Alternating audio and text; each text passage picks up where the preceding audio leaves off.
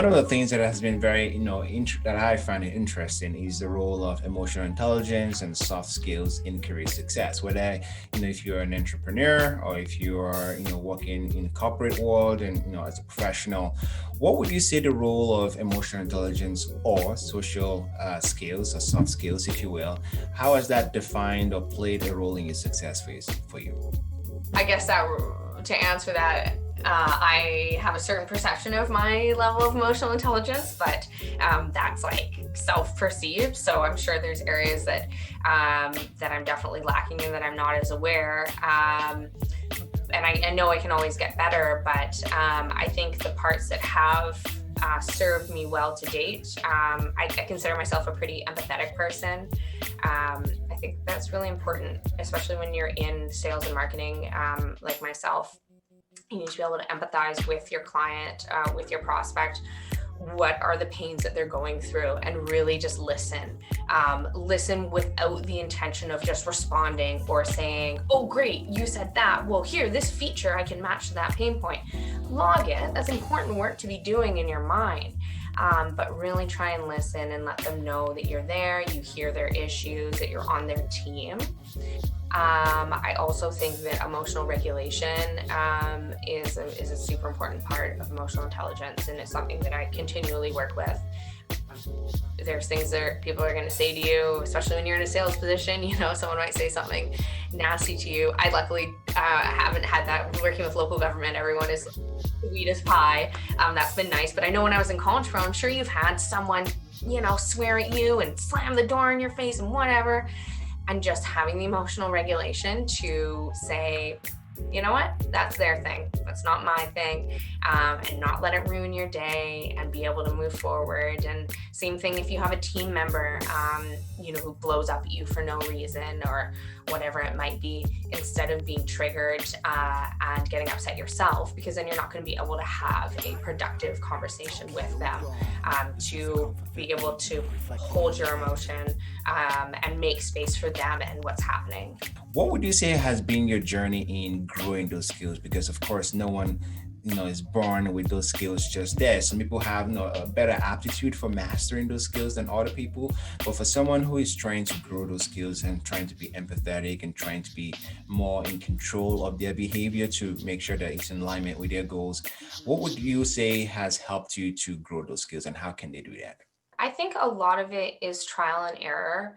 Um, you know, at the same time, I think you should be treating it just like any other subject and seeking out resources to learn. For me, podcasts, I love podcasts, so that's how I prefer to take in a lot of my information. But maybe for you it's books or videos or whatever it is. But definitely treating it like any other subject and committing yourself to try and be better at those skills and learn them.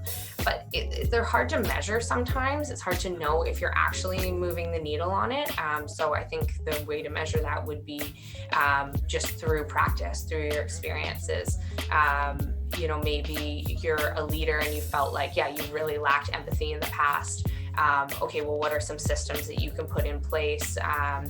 Maybe you want to do some goal setting with an employee and set out a bit of a growth map with them. And then as you work with them through that and they have their struggles, you can reflect back on yourself. Well, how good was I at listening to them in my perception? Do I think that I was able to help them overcome that challenge or at least feel heard?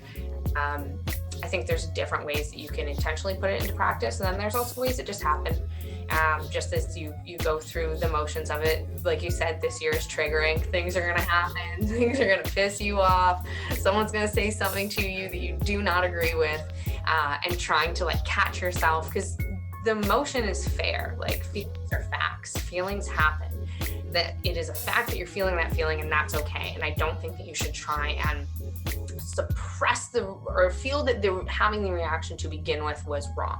I think it's then what you choose to do with that feeling and how you choose to act and move forward from there. That's the regulation piece, and that's the important one. Yeah. Yeah, and when I do coach, I coach businesses and most especially entrepreneurs and small businesses.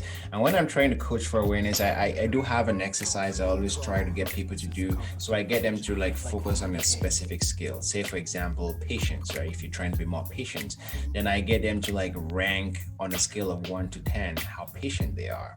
And then they give themselves a score. And I get them to find 3 or 4 people in their lives in different settings. So like family, and then maybe someone a work setting, and then maybe like a casual acquaintance. And I ask them to send questions to those people to ask them to rank them on where they think they stand on that scale. And then when you see people's ranking, and you try and make sure, you tell them to be as honest as possible and not be biased at all. And then when you see like 3 other people give you a score on how you measure on a scale, and you kind of take the average of all of those scores, I think that gives you a better idea of where you stand, which helps you to be more aware of how you rank on a specific scale. And uh, Totally. and I found that to be a very useful technique because I use that myself. Feedback is huge if you're trying to grow or do anything. I guess you have to have a lot of feedback to really know where you truly stand, right? That sounds really valuable because you could just be going through life and being like, I am so patient. I'm the chillest guy. And people are like, no, you see how you blew up in traffic? Like you are not. Yeah, that's a really good exercise. We'll try that. Yeah.